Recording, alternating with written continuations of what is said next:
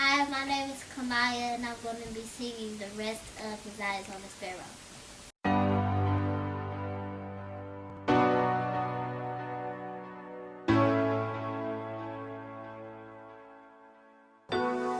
Hi guys, welcome back to my channel. It's KHAMYIAH. If you're new, scroll down, hit that subscribe button. If you're not new, then you already know what the heck is going on. Okay, period. And today, as you can see by the title, this is something that I've been wanting to do for so many years, but I've been so scared to do it. And so this video is just going to be like a little background of who I am and who I am going to become. So let's just get right to the video. Okay, so my name is KHAMYIAH. I am a singer slash entertainer, heavy on entertainer. That's who I want to become. And I started singing back when I was, the earliest I remember is around 7. The earliest my mom says is I was 4. The story of her finding out I can sing is I was 4 years old in the backseat of a car, and her and my cousin were driving. They were listening to mixtapes. They used to make, like, DJs used to make like mixtapes back in the day with all the mashup of the R&B hot new songs. And I was singing Never Felt This Way by Alicia Keys. It was part of the mix. And she was like, "Is that my baby singing?" And sure enough, it was me. So that's what she says is how I started singing. But I remember just being in the choir. I feel like every R&B pop artist starts off in a choir somewhere or in a band. But my grandma used to take us to Bible study for kids every Tuesday, and we had to sing on children's choir days on Sundays. And I used to just sing, and I used to stand like right in the front row because I was like the youngest at the time, so all the younger ones would be in the front. And I was shy then too. I was shy to sing, but I would sing because everyone was singing together. But when I would go home, I would go in that bathroom, close the door, and I would sing to the top of my lungs until somebody told me to shut up. Which, honestly, they never really did. The only time they would say something is when they had to use the bathroom. And it's like, okay, KHAMYIAH, let's wrap this up because I have to use the bathroom.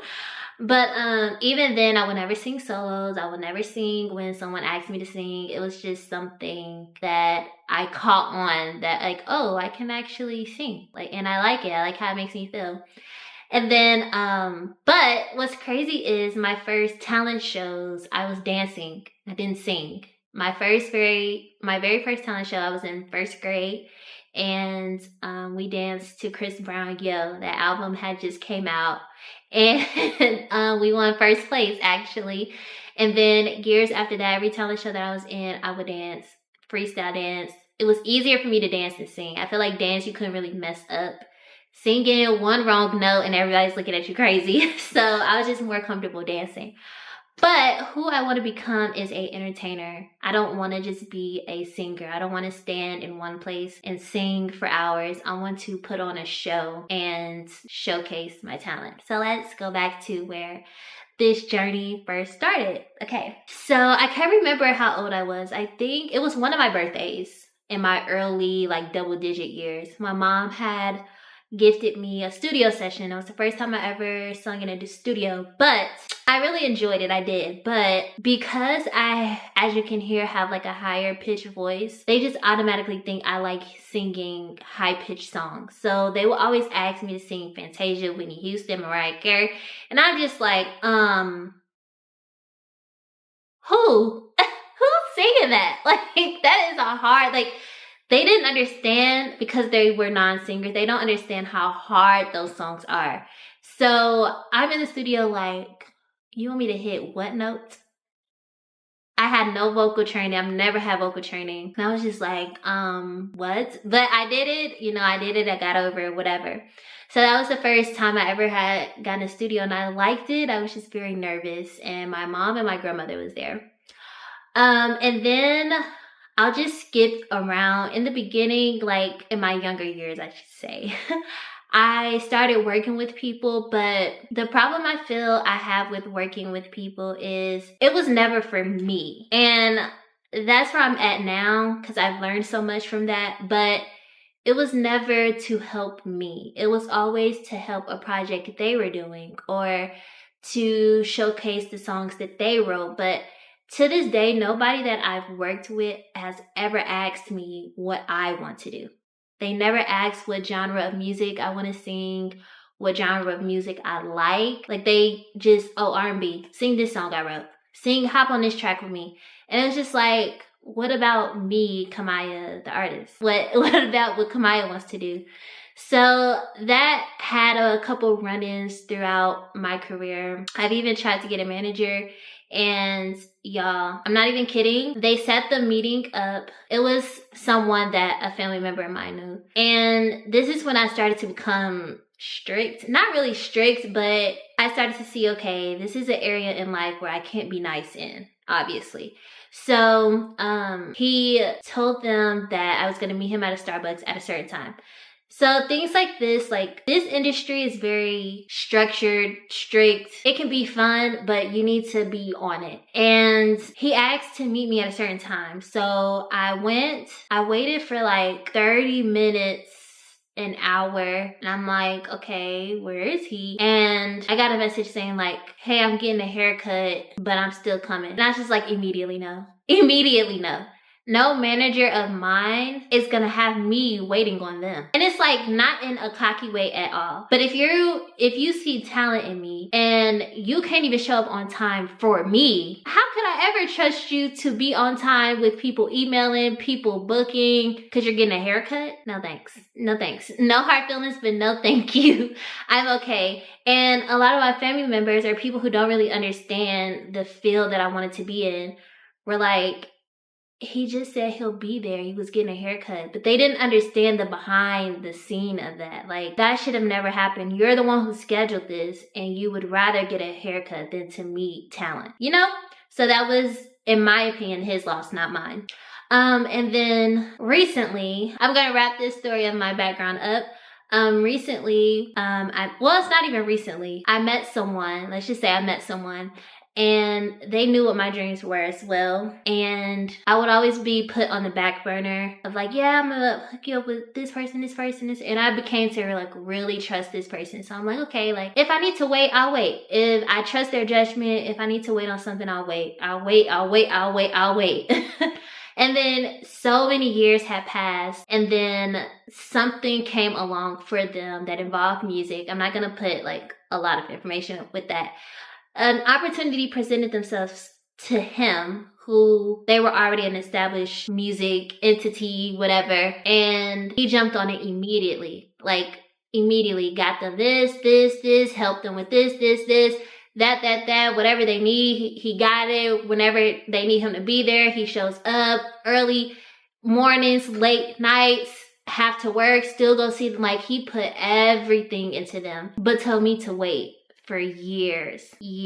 And his excuse would be like, I wouldn't sing for him. But I've sung for him so many times, like so many times. And so many times there's always something wrong with it, or something that needs to be fixed, or something that I need to wait on. Like it was always something wrong. But clearly there was something you saw, because I literally, before I even met you, I sung for you at an event.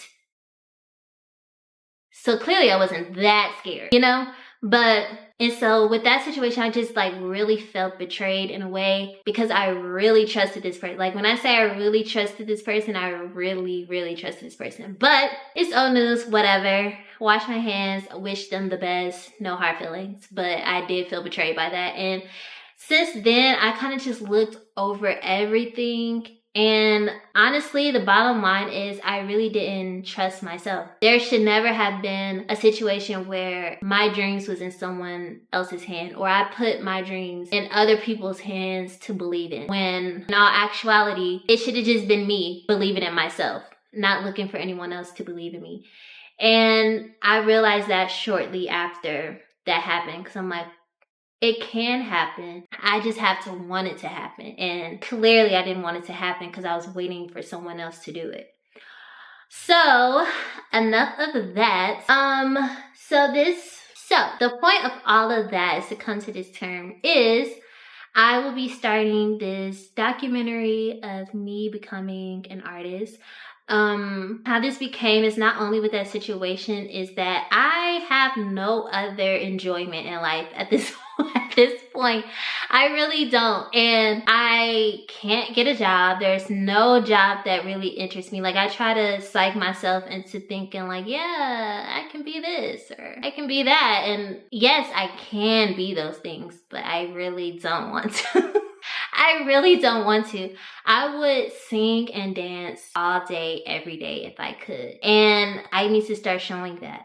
So I'm giving myself a year. I'm literally giving myself a year to work towards something every day. And if in a year nothing happens, I mean, absolutely nothing happens, I'll give up. I'm lying. I'm not gonna give up. But I will look into other fields. Let's say that. So this documentary is just gonna be me every day. I guess you could say this would be like a artist development documentary series type of thing. I'll be singing, I'll be dancing. Some of these videos won't even be monetized because there'll be music in them. I'm just showing me practicing, me learning instruments, me. One thing I really like to do to practice is concerts, like full-blown karaoke concerts, dancing, singing. It's not as easy as some people may think it is. Doing the full-out choreography and dancing to live music is harder than it looks. So that's usually my practice. Like, I'll put on a concert of one of my favorite artists. I've learned every move, every routine to every song. So I'll literally just sit there and just do the whole routine and I'll be out of breath, child, out of breath. My eating habits have to change. I have to take care of my voice, drink my teas, my water, and let this go. I know a Coke has me in a chokehold, but I need to let you go. You are messing up my voice. I've never had a vocal coach, so I'm gonna try to teach myself until I can kind of get into having a vocal coach. Collabing with dancers, collabing with producers. Like, this is just the whole series documentary of KHAMYIAH developing into an entertainer. If I was to put myself in a category of my top 5 artists of who I'm inspired by, it would be, of course, Michael Jackson. Not only because I'm from Indiana, that would be biased, I'm not biased, but Michael Jackson, Beyonce, Aaliyah, Sierra, and Rihanna. And if I had to add like a little 6, it would be Chris Brown. Chris Brown and Sierra are like one to me, just 2 different genders. But that's who I am inspired by. And Usher, oh my gosh, how did I forget Usher? He's like my number 1. But I can't think that many, but that's just who I am. And yeah, so if you want to go on this journey with me, don't forget to subscribe, like, comment, keep coming back. I don't know if this is going to be like an everyday upload, every 2 days. I don't know. I want it to be every day. I'm going to make it every day.